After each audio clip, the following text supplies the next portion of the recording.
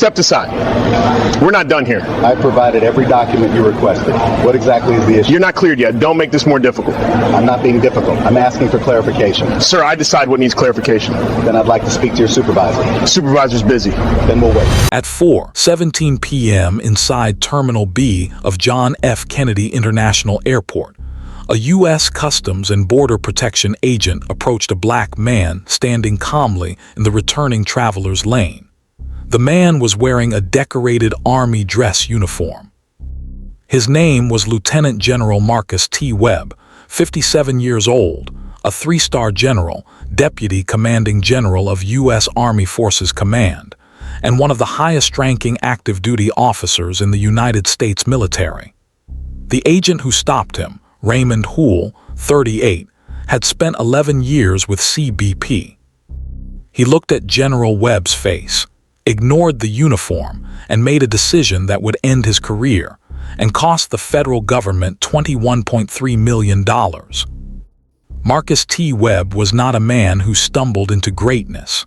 He built it methodically, quietly, over 4 decades of service that most Americans will never fully understand. He grew up in Tuscaloosa, Alabama, the youngest of 5 children raised by a single mother who worked double shifts at a textile plant. There were no generals in his family tree, no military legacy, no connections. What he had was discipline, a library card, and a mother who told him every morning that excellence was non-negotiable. He earned a full academic scholarship to West Point, graduated in the top 4% of his class, and was commissioned as a second lieutenant in the U.S. Army at 22 years old. What followed was 35 years of service that took him to Kuwait, Bosnia, Iraq, and Afghanistan. He commanded battalions. He commanded brigades. He commanded entire divisions deployed in active combat theaters. He held a master's degree in strategic intelligence from the National Defense University and a second master's in international relations from Georgetown. He had been awarded the Distinguished Service Medal twice, the Legion of Merit 4 times, and the Bronze Star with Valor during his second deployment to Iraq, where he personally coordinated the evacuation of 31 American soldiers from an ambushed convoy under direct enemy fire. The Pentagon had called him one of the most operationally experienced generals in a generation. His subordinates called him the Standard. His peers called him irreplaceable. At the time of his arrival at JFK International Airport, General Webb was returning from a classified NATO summit in Brussels, where he had represented the United States Army in strategic defense briefings with senior military officials from 14 allied nations. He carried diplomatic travel documentation, a Department of Defense identification card, active federal security clearance, and credentials that granted him unrestricted access to the most sensitive military installations on Earth. He had survived wars. He had buried soldiers. He had stood in the Oval Office. He never imagined he would be humiliated in an American airport. Raymond Houle had been with U.S. Customs and Border Protection for 11 years. In that time, he had accumulated 19 formal complaints from travelers passing through JFK's international terminals. 14 of those complaints involved Black or Latino passengers. He had been accused of racial profiling, unlawful detention, and verbal intimidation more times than most agents see in an entire career. Not once had he faced a disciplinary hearing. Not once had he been suspended. Not once had any supervisor sat him down and told him his behavior was unacceptable. His supervisors had reviewed every complaint. They had read the accounts. They had access to the terminal footage, and every single time they had stamped the same word across the file, unsubstantiated. Houle had learned exactly what that pattern of non-consequence teaches an agent, that there are no limits, that certain passengers could be stopped, questioned, humiliated, and detained without justification, and the institution would protect him every single time. He had been flagging black male travelers in the returning residence lane at a rate 3 times higher than any other agent on his shift. Nobody had stopped him until General Webb walked through that door. It was a routine return. General Webb had landed at JFK at 3:52 p.m. on a Thursday afternoon aboard a military-coordinated flight from Brussels. He was in full dress uniform, not because protocol required it, but because he had come directly from the final session of the NATO summit and had not had time to change. Every medal on his chest was earned. Every decoration was documented. Every ribbon represented something he had survived. He collected his single carry-on bag from the overhead compartment, walked through the jet bridge, and joined the returning U.S. residence lane at customs. He was calm. He was patient. He stood in line the same way he had stood in hundreds of lines in airports across 31 countries over 35 years. He was not a threat. He was not suspicious. He was a three-star general coming home. Raymond Houle was stationed at the secondary screening entrance when General Webb reached the front of the line. Houle's eyes moved over him once, not to read his credentials, not to examine his uniform, not to process the decorations on his chest. He looked at his face. That was enough for Houle to make his decision. He stepped directly into General Webb's path. "Sir, I'm going to need you to step out of line for additional screening." General Webb stopped. He had dealt with difficult situations in far more dangerous environments than this. He remained composed. "On what basis?" he asked calmly. "Random selection," Houle said. General Webb reached into his uniform jacket and produced his Department of Defense identification card and his diplomatic travel documentation. He held them out without a word. Houle glanced at them. He did not take them. He did not scan them. He did not read the title printed clearly beneath General Webb's photograph. He pushed them gently aside with 2 fingers. "I still need you to step out of line, sir." Behind General Webb, other returning travelers moved through the lane without interruption. A white businessman in a rumpled blazer, a family with 3 children pulling overstuffed luggage, an elderly couple waved through with barely a glance. None of them were asked for additional screening. None of them were stopped. General Webb lowered his identification and looked at Houle directly. "I am Lieutenant General Marcus T. Webb, Deputy Commanding General of U.S. Army Forces Command. These credentials grant me diplomatic travel clearance at all U.S. ports of entry. I am happy to cooperate, but I am entitled to know the specific basis for this screening." Houle's jaw tightened. He took a step closer, closing the distance between them in a way that was deliberate and intimidating. "Sir, I'm not going to ask you again. Step out of the line." General Webb did not raise his voice. He did not move backward. He simply held Houle's gaze with the steady calm of a man who had stared down far worse. He stepped out of the line. He had done nothing wrong. He had violated no law, broken no regulation, given no cause. He had simply been black in the wrong agent's lane. And Raymond Houle was just getting started. Before we go any further, where are you watching this from?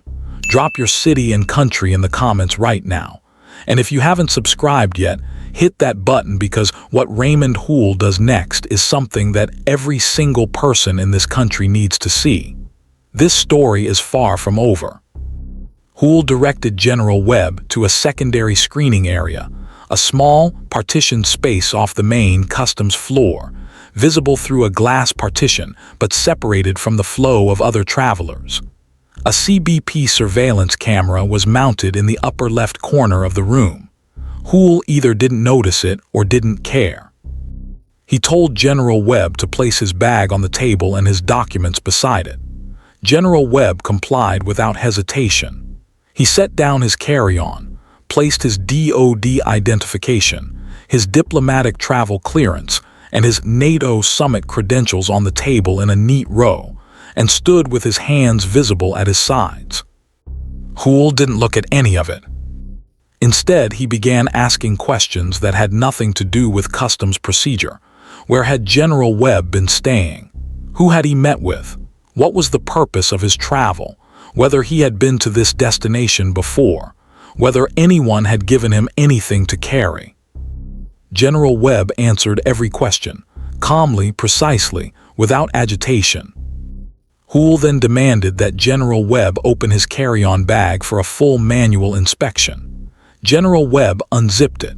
Inside were a change of clothes, a toiletry bag, a leather portfolio containing classified briefing documents marked with DOD security seals, and a framed photograph of his grandchildren. Hoole reached for the leather portfolio. General Webb's voice remained level but firm. Those documents are classified federal materials. You do not have clearance to access them. If you need verification of their contents, you will need to contact the Department of Defense directly. Hoole ignored him. He grabbed the portfolio and pulled it toward him. General Webb placed his hand firmly on top of it. "Agent, I am instructing you not to open that portfolio. You are not authorized." Hoole looked up.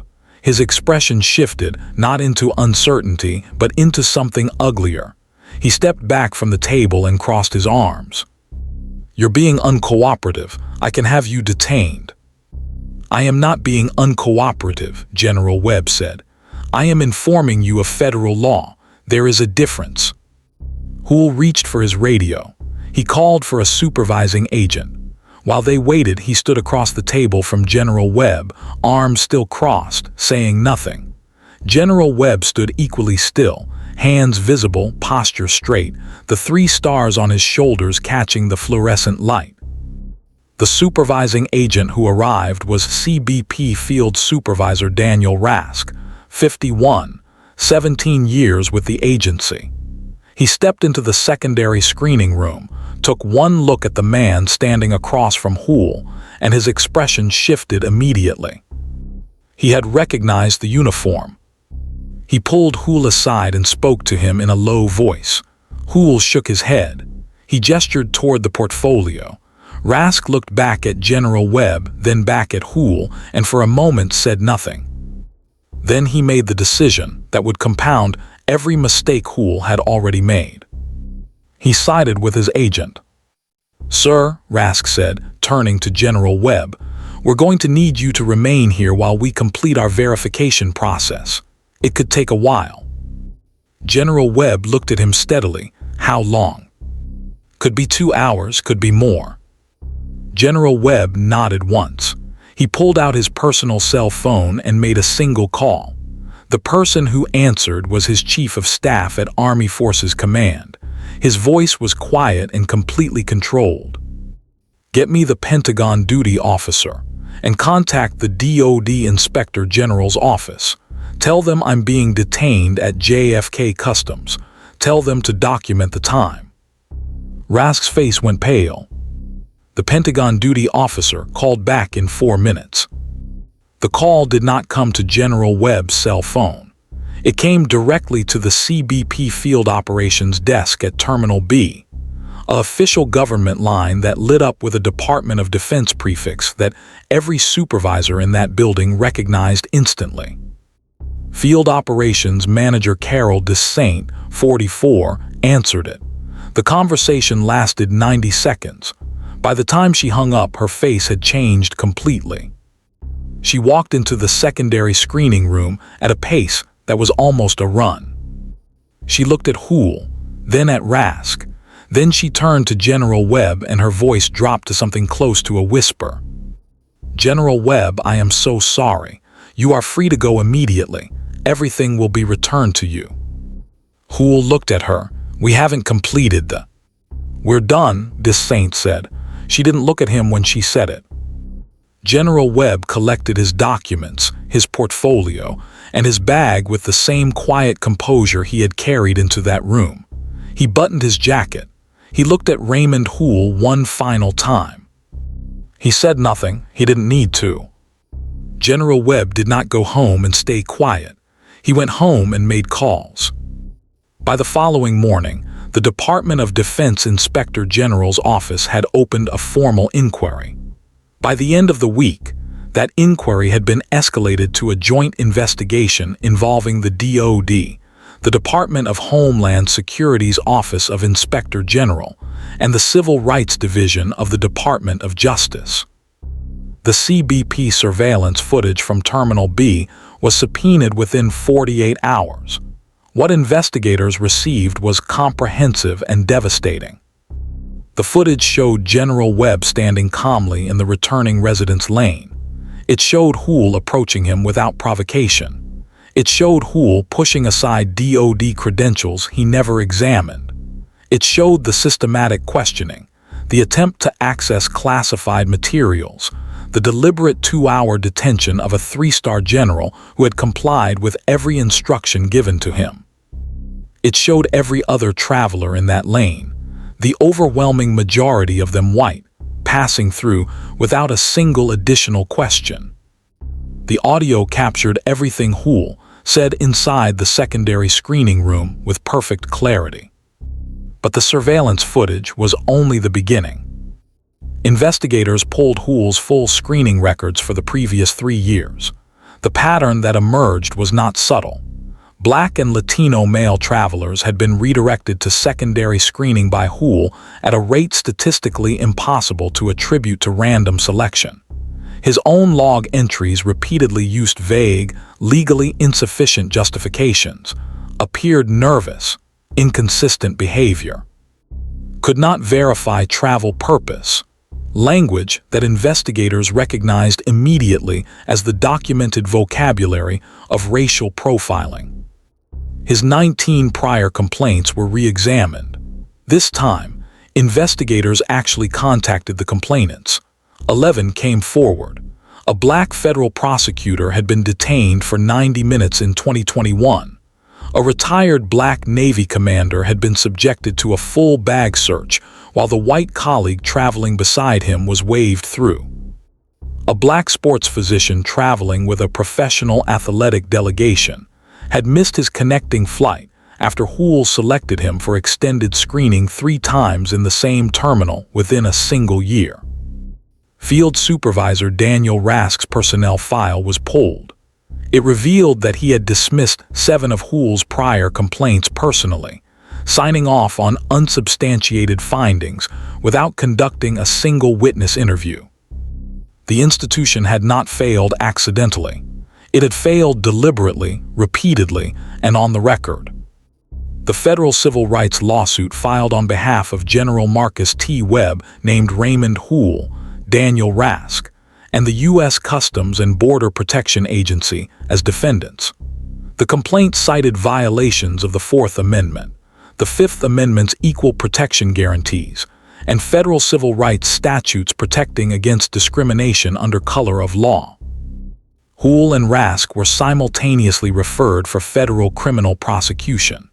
The charges against Hool included deprivation of rights under color of law pursuant to 18 U.S.C. Section 242, unlawful detention, and obstruction of a federal official in the performance of his duties. Rask was charged as a co-conspirator for his role in authorizing the continued detention after recognizing General Webb's rank and credentials. The criminal trial lasted 3 weeks. The prosecution played the surveillance footage on a large courtroom screen for the jury, all of it. From the moment Hool stepped into General Webb's path to the moment field operations, Manager Detain walked into that room and ended it. Jurors watched in visible silence as Hool pushed aside credentials he never read, ignored a uniform decorated with 35 years of documented service, and detained a 3-star general for the color of his skin. Hool took the stand in his own defense. He testified that General Webb had been selected through standard randomized procedure and that his conduct throughout the screening had been professional and by the book. The surveillance footage contradicted every single word. The jury deliberated for 6 hours. Hool was found guilty on all counts. He was sentenced to 4 years in federal prison and permanently barred from federal law enforcement employment. Rask was found guilty of conspiracy and obstruction, receiving an 18-month sentence and immediate termination. The civil settlement was reached before the case went before a judge. The Department of Justice agreed to pay General Marcus T. Webb, $21,300,000. $21,300,000. $1 of the largest civil rights settlements ever paid by a federal agency to an individual plaintiff. CBP's entire secondary screening protocol at JFK International Airport was suspended pending a full departmental audit.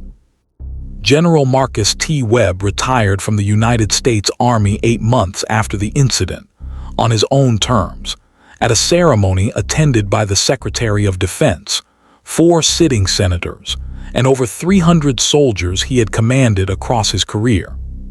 He did not disappear quietly.